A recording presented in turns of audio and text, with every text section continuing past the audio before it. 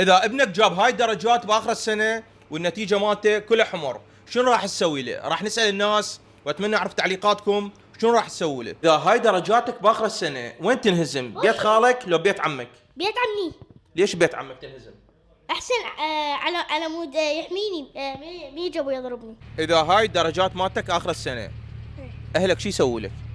ملخوني والله يقرون علي السلام. العقوبة يبقى بالبيت ويراجع، يرجع يحاول مرة ثانية وثالثة ورابعة.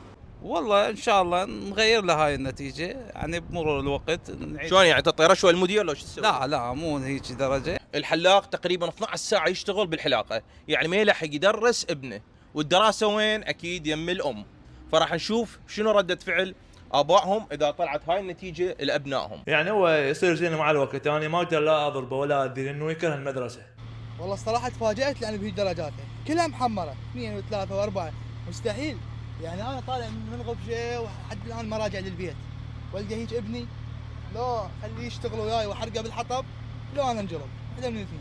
مرات هو من سامحه. السبب بيه مو بابني، لازم انا ادرسه وحفزه واعلمه واخليه يوصل، واكيد لازم يسجل ببرنامج بخدمتك. احنا قاعدين نتعب ونأدي يعني واجبنا بالحياة، فلازم ابننا نخليه يقدم لنا شيء انجاز حتى نفرح احنا.